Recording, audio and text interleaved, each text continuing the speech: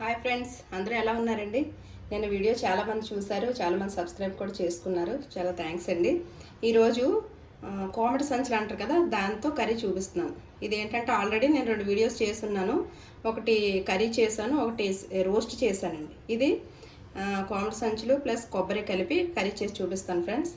ఇది కోమటి సంచుల్లోని 3వ రకం కర్రీ అనమాట. తప్పకుండా ఈ వీడియో కూడా మీరు చూడండి. ఇది ఎలా తయారు చేసుకోవాలో చూద్దామండి. స్టవ్ వెలిగించుకొని ఒక బాండి పెట్టుకొని ఒక 4 స్పూన్స్ ఆయిల్ వేసుకున్నానండి. కొంచెం ఆవాలు వేసుకోవాలి.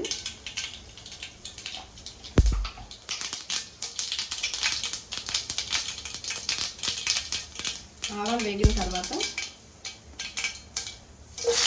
ఉల్లిపాయలు వేసుకుంటున్నాను. ఉల్లిపాయలు పెద్దదైతే ఒకటి, చిన్నవైతే 2 తీసుకోండి. పచ్చిమిర్చి ఒక 3 తీసుకున్నానండి. ఇది వెల్లుల్లిపాయ ఒకటి, చిన్న అల్లం ముక్క ఇలా ముక్కలుగా కట్ చేసుకొని వేసుకోవాలండి.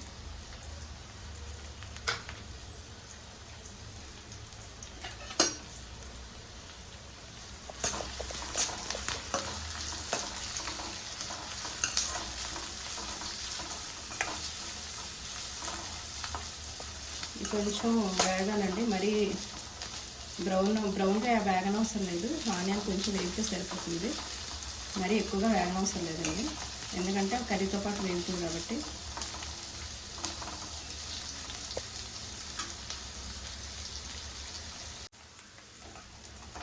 ఉల్లిపాయలు వేగిపోయినాయండి. ఇందులో కొంచెం కరివేపాకు వేసుకుందాం. కొంచెం కరివేపాకు, ఒక రెమ్మ.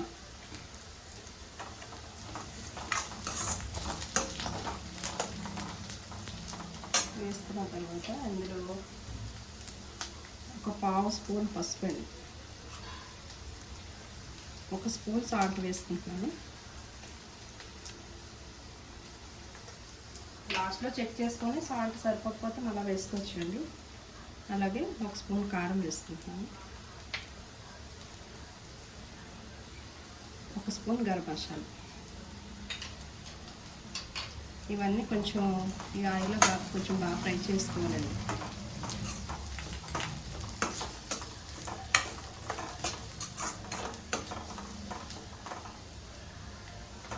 కొంచెం ఫ్రై అయిన తర్వాత కొంచెం పచ్చివాసన పోయే వరకు కొద్దిగా ఫ్రై చేసుకుని, మంచి స్మెల్ వస్తుంది అది ఫ్రై అయితే. స్మెల్ వచ్చేటప్పుడు కోమటి సంచులు ఇలా పొడవుగా నేను కట్ చేసుకున్నానండి. రింగ్స్లో కూడా మీరు కట్ చేసుకోవచ్చు. ఇలా పొడవుగా కట్ చేసుకున్నాను. రింగ్స్లో కూడా మీరు కట్ చేసుకొని వేసుకోవచ్చు. ఇవి నేను 300 గ్రాములు తీసుకున్నానండి.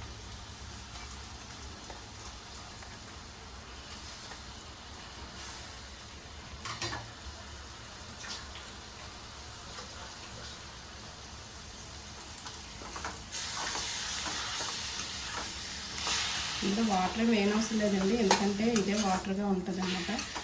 ఎక్కువ కుక్ అవసరం లేదు. ఏదైనా సరే సీ ఫుడ్ ఎక్కువగా కుక్ అవనవసరం లేదండి, ఎందుకంటే అందులో వాటర్ కంటెంట్ ఎక్కువ ఉంటుంది, త్వరగా ఉడికిపోతుంది అన్నమాట.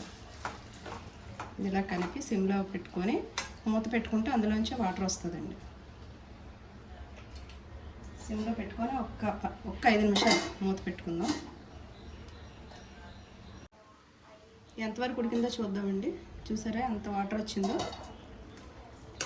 ఇందులోనే ఇదొకటి కోమటి సంచులు ఒకటి, రొయ్యలు ఒకటి, వాటర్ కంటెంట్ ఎక్కువ ఉంటుందండి. అందుకే మనం వాటర్ వేయనవసరం లేదు, ఆ వాటర్తోనే అది అలా ఉడికిపోతుంది అనమాట. ఇప్పుడు ఇందులో కొబ్బరి వేసుకుందాం.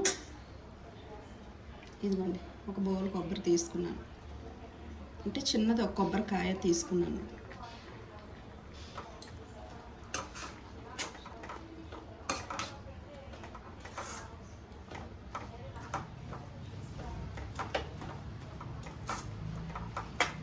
ఇది కేరళ రెసిపీ అండి, కేరళ స్టైల్ అనమాట. ఇక్కడ మామూలుగా కర్రీ చేసుకుంటారు, ఫ్రై చేసుకుంటారు, మరి ఇలా ఎవరైనా వండుకోరు నాకు తెలీదు. నేను మా ఇంట్లో చేస్తాను, అది మీకు చేసి చూపిస్తున్నాను అనమాట. మీరు కూడా తప్పకుండా ట్రై చేయండి, చాలా టేస్టీగా ఉంటుంది. పిల్లలైతే చాలా ఇష్టంగా తింటారు, పిల్లలకైనా పెద్దవాళ్ళకైనా నచ్చుతుంది. తప్పకుండా ట్రై చేయండి. సిమ్లో పెట్టుకొని ఇంకొంచెం ఉడకనిద్దాం. కొబ్బరి వేసాం కదా, ఈ మసాలాలన్నీ కొబ్బరి కూడా పడతాయి. ఇంకొక 5 మినిట్స్ ఉంటే అయిపోతుందండి.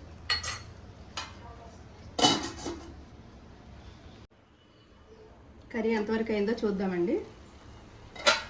చూసారా వాటర్ అంతా ఇంకిపోయింది. ఇంకండి ఆల్మోస్ట్ అయిపోయినట్టే.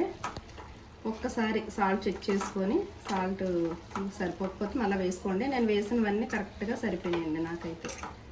ఉప్పు కారం అనేది ఒక్కొక్కరు ఎక్కువ తింటారు, ఒక్కొక్కరు తక్కువ తింటారు. దాన్ని బట్టి మీరు వేసుకోండి. తప్పకుండా ఈ కర్రీ మీరు ట్రై చేయండి ఫ్రెండ్స్. అంతే అండి, అయిపోయినట్టే. స్టవ్ ఆఫ్ చేసుకుందాం.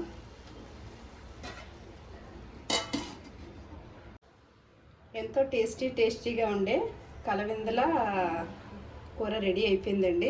కలవిందలు కొబ్బరి కలిపి కర్రీ చేశాను. చాలా టేస్టీగా ఉంటుంది ఫ్రెండ్స్. ఇది రిచ్ కాల్షియం అనమాట. తప్పకుండా ఈ డిష్ మీరు ట్రై చేయండి. పెద్దలకి కూడా బాగా నచ్చుతుంది, పిల్లలకి ఇంకా బాగా నచ్చుతుంది. నేను వీడియో మరి ఎవరైతే చూసారో వాళ్ళందరికీ చాలా థ్యాంక్స్ అండి. ఈ వీడియో కూడా మీరు అందరూ తప్పకుండా చూస్తారని ఆశిస్తున్నాను. Thank you friends.